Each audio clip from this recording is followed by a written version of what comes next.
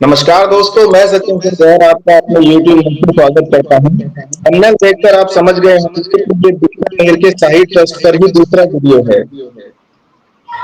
और इस वीडियो को बनाने का मकसद ये है कि पिछली बार कुछ और बातें उसमें भी थी, इतिहास की बातें भी थी, तो वो सब बातों से दूर इस बार हम सिर्फ ट्रस्ट और उसके कारणों पे ही फोकस करेंगे। और जिन्होंने वो वीडियो नहीं देखा है उसका लिंक मैं डिस्क्रिप्शन बॉक्स में दे दूंगा, आप देख सकते हैं। तो अभी मेरे साथ राजेंद्र सिंह अरोड़ा इस विषय पर बात करने के लिए। जय रघुनाथ जी की। तो नरुका जी, ये मुद्दा जो है वो बीकानेर राज घराने के ट्रस्ट का मुद्दा है और उसी ट्रस्ट के सभी पारिवारिक सदस्य उसमें हैं, इनके बीच ही विवाद है। तो इसमें आपके बोलने का क्या औचित्य है? ये केवल एक परिवार तक की बात रहती तो कोई बड़ी बात नहीं थी, लेकिन ये बीकानेर रॉयल फैमिली की बात है और बीकानेर रॉयल फैमिली का मतलब है बीका राठौड़ों का सिरमौर ठिकाना। देश की आजादी के टाइम पर केवल शासन सत्ता गई है, हेड ऑफ द फैमिली का पद नहीं गया है। हेड ऑफ द फैमिली वो होता है जो परिवार का मुखिया होता है, और ये सभी राठौड़ों का जो बीका राठौड़ है उनका ये सिरमौर ठिकाना है। इसकी जो विरासत है इसमें इतिहास छिपा हुआ है, संस्कृति छिपी हुई है, परंपराएं छिपी हुई हैं, हमारा धार्मिक परंपराएं और मान्यताएं छिपी हुई है। यदि इस ट्रस्ट में बीका राठौड़ों के अलावा कोई और आता है या क्षत्रियों के अतिरिक्त जो इन परंपराओं से अनजान है या इन परंपराओं का दुश्मन है, वो यदि इस ट्रस्ट में घुसता है तो हमारा जो इतिहास को विकृतीकरण करने का एक नया आयाम देखा जाएगा। इसलिए मुझे, चूंकि मैं रामराज्य मिशन का राष्ट्रीय अध्यक्ष हूं और मेरी जिम्मेदारी बनती है कि इस तरीके से इतिहास, धर्म और संस्कृति के साथ जहां भी खिलवाड़ होगा या खिलवाड़ की संभावनाएं पैदा की जाएंगी तो उसी प्रथम चरण पे ही रोका जा सकता नहीं, लेकिन आपने कहा कि बीका राठौड़ों के ठिकाना है और जो वही अध्यक्ष हो सकते हैं, तो मतलब सबसे बड़ा हो। तो इस समय सिद्धि कुमारी उस परिवार में सबसे बड़ी है, तो वो अध्यक्ष बन गई, तो क्या प्रॉब्लम है? है। नहीं, मैंने ये कहा था कि वो ही लोग इसके सदस्य भी हो सकते हैं, अध्यक्ष की बात नहीं है। सिद्धि कुमारी जी ने तो विवाह किया नहीं, इसके बाद सिद्धि कुमारी जी के आगे क्या? आगे तो ये विरासत खत्म हो जाएगी, फिर तो ये जो शर्मा है, भोजक है, यही लोग इसके खेलेंगे खाएंगे।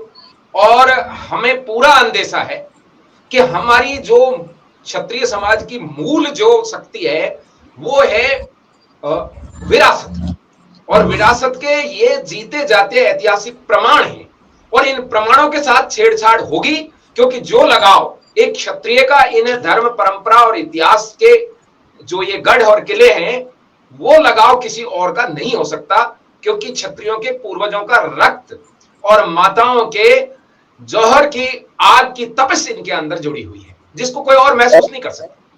लेकिन ये राजतंत्र नहीं है, इस समय लोकतंत्र चल रहा है और इस ट्रस्ट का मुद्दा जो है देवस्थान विभाग के पास है, जो कि इनके लिए नियुक्त है इस तरह के मामले को देखने के लिए। तो वो देख रहा है, उसने इनकी कोई आपत्ति दर्ज नहीं करी है।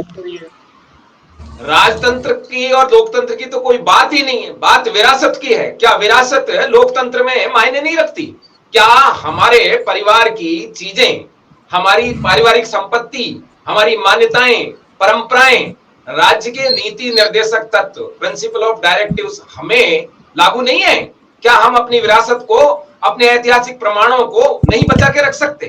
रही बात देवस्थान विभाग की, तो देवस्थान विभाग कोई न्यायालय नहीं है।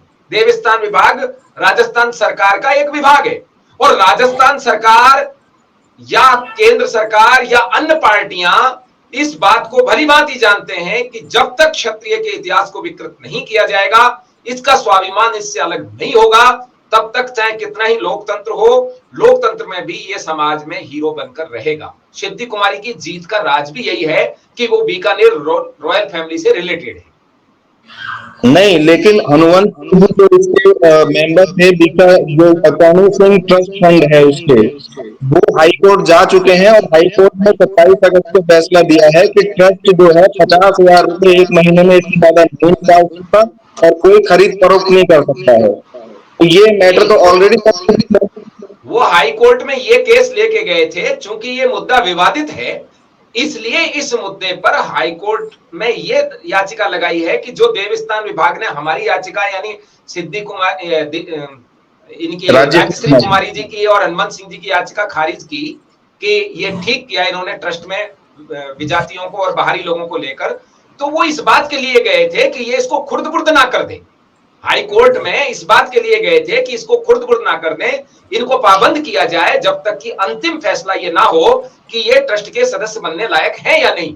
ट्रस्ट के सदस्य रहेंगे या नहीं रहेंगे, ये मुद्दा तो कमिश्नर उदयपुर के पास है, देवस्थान विभाग के पास, और हाई कोर्ट में केस ये है कि वर्तमान जो ये बन गए हैं सदस्य, जो कि हमारी तरफ से तो हम मानते हैं कि षड्यंत्र के तहत बनाए गए हैं, इनको ये पावर ना मिले कि ये उस विरासत को खुर्द-बुर्द ना कर दें। ये हाई कोर्ट ने ऑर्डर दिया है कि 50,000 से ज्यादा महीने में ये खर्च नहीं कर सकते और संपत्ति को कहीं भी खुर्द-बुर्द नहीं कर सकते। और हाई कोर्ट ने कहा है देवस्थान विभाग को 30 सितंबर तक इस मामले को निपटाना है। ये देखिए, हाई कोर्ट हुआ, सुप्रीम कोर्ट हुआ, ये ऑर्डर देते हैं, सरकार इंप्लीमेंट नहीं करती। आपको याद होगा कई मामलों में सरकारों ने ऑर्डर दिया है और ये इन्होंने कोर्ट में ऑर्डर दिया है, सरकार इंप्लीमेंट नहीं करती। इसी तरह से ये भी सरकार इंप्लीमेंट नहीं किया। 9 सितंबर को डेट थी उदयपुर कमिश्नर की और उसने डेट आगे भेज दी ताकि अभी जो मामला ये गरमाया हमारे द्वारा उठाने के बाद और समाज में जो आक्रोश फैला, ये थोड़ा ठंडा हो जाए और फिर जो है इसको चुपके से फैसला दे दें, किसी को पता भी नहीं चले। इसलिए तो आपकी आपत्ति जो दूसरे लोग इसमें शामिल हैं, जो मदन सिंह है, धीरेश भगत है, संजय शर्मा, मनीष शर्मा, उनसे है? बिल्कुल, मेरी आपत्ति यह भी है कि सिद्धि कुमारी जी को यह अधिकार ही नहीं है कि मूल ट्रस्टियों को, संस्थापक ट्रस्टियों को बाहर कर दे। और मैं सिद्धि कुमारी जी, मधुलिका कुमारी जी के बेटे को ले, मुझे कोई आपत्ति नहीं।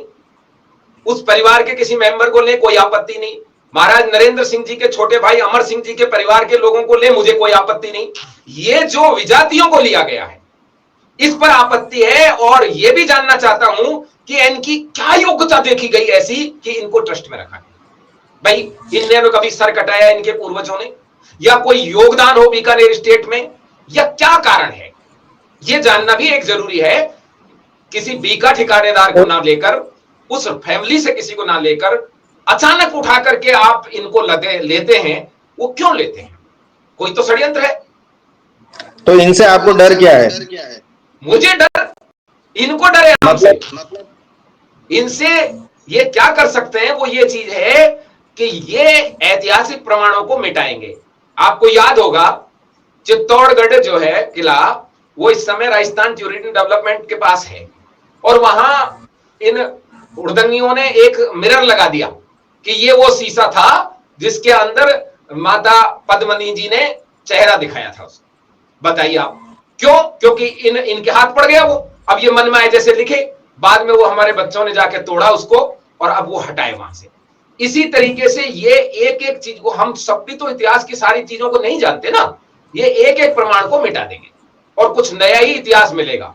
जैसे कि मरियम उज्जमानी जोधा बन गई, इसी तरीके से कई इतिहास बनेंगे और वो इतिहास बन जाएंगे, वहां उनके प्रमाण हो जाएंगे, क्योंकि इन्हीं ट्रस्टों के अंदर पोथी है, इन्हीं के अंदर सारे प्रमाण अभिलेख इन्हीं के अंदर है, इन ट्रस्टों के अंदर। लेकिन अभी तो ये मुद्दा अरबों रुपए की प्रॉपर्टी का भी है।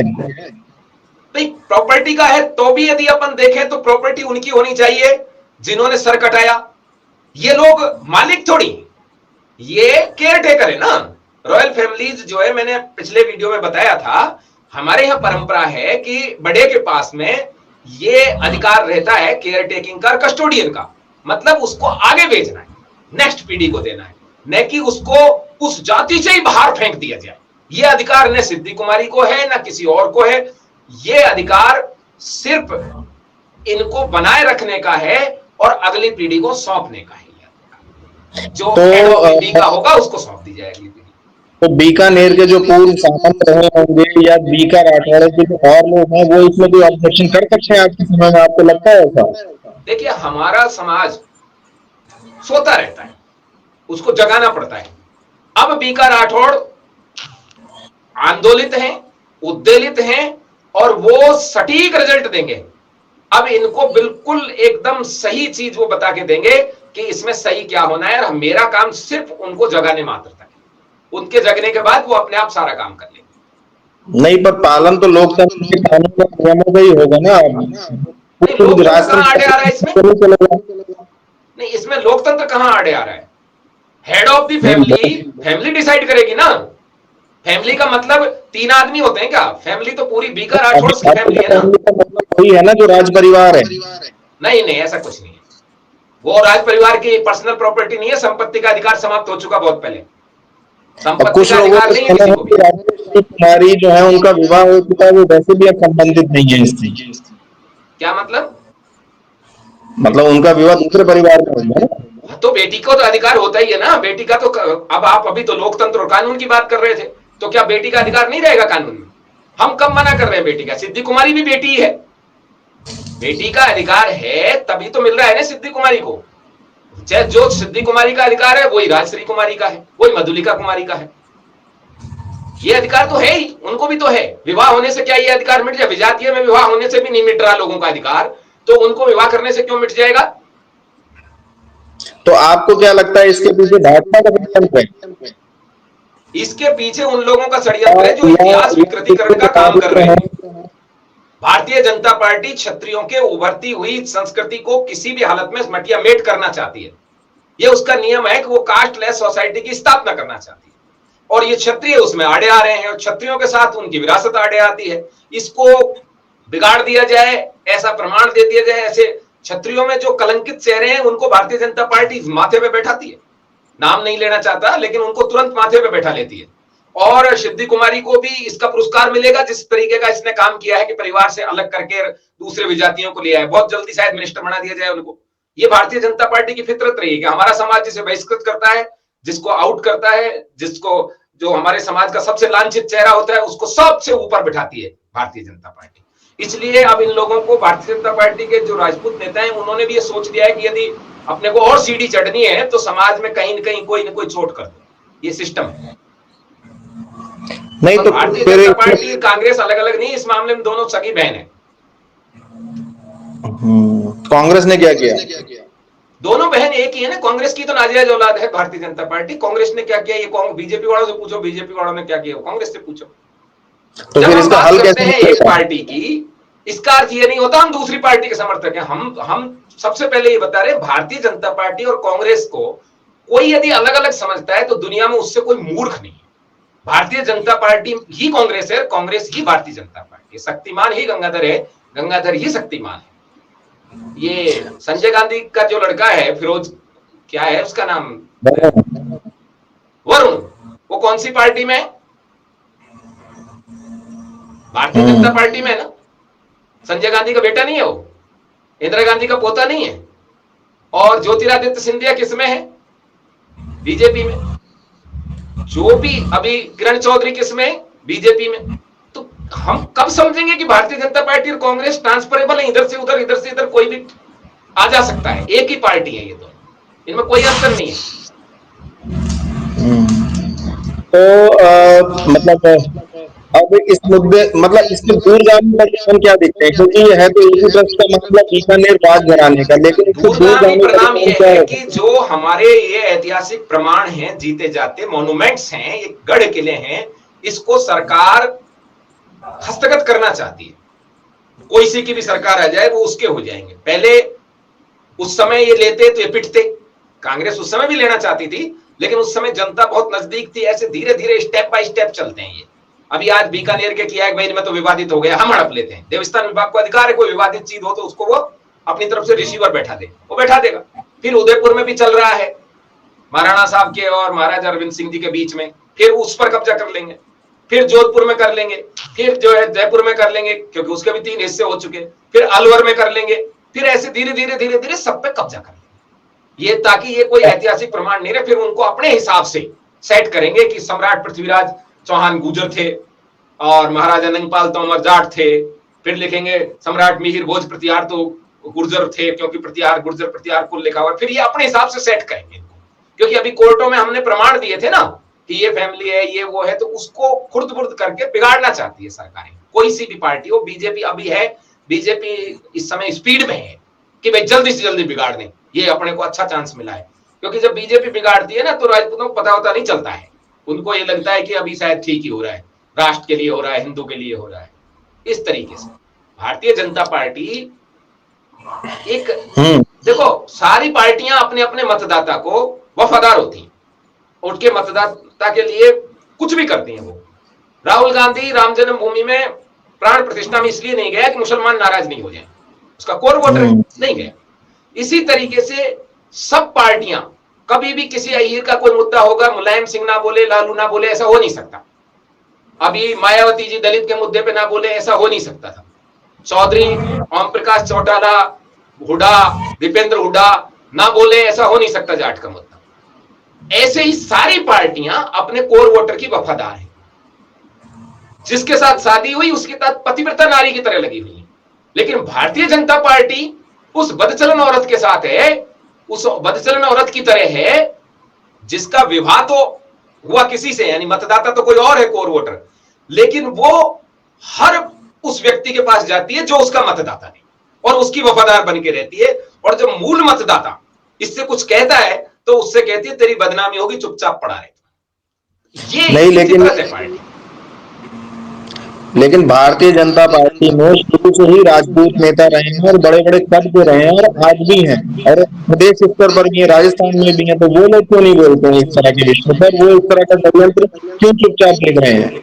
मैंने बताया ना आपको, उनका एक तरीके से बधियाकरण सा हो जाता है, उन पे बोला नहीं जाता है।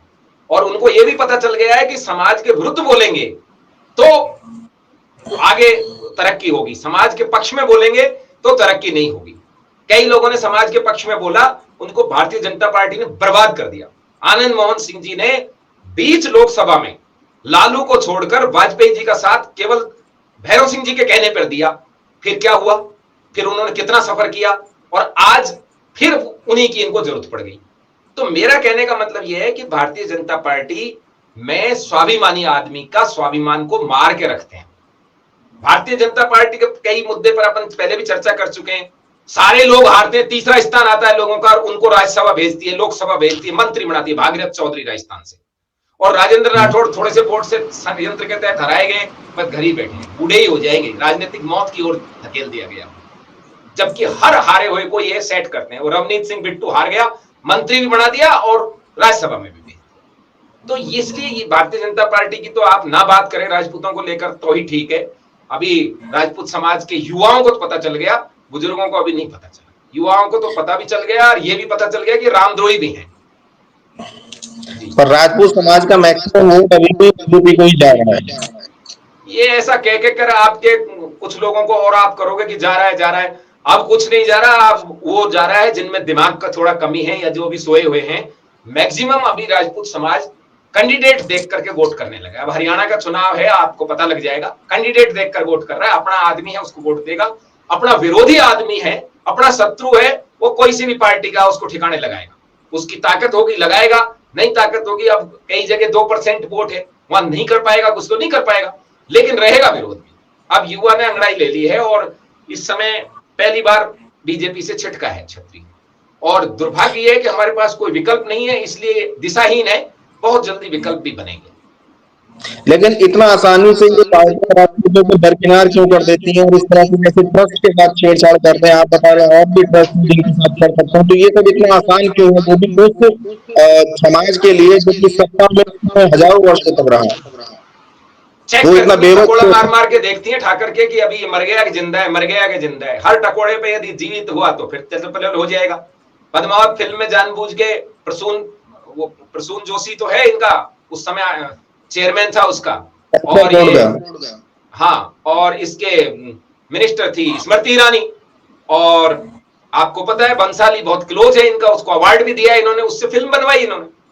और उस फिल्म को बनाने के बाद में देखा कि अभी तो जिंदा है, फिर ऐसे करने लगे कि यहां रोक लगा दी, वहां रोक लगा दी, कहीं चलवा दी, कहीं रोक लगवा दी।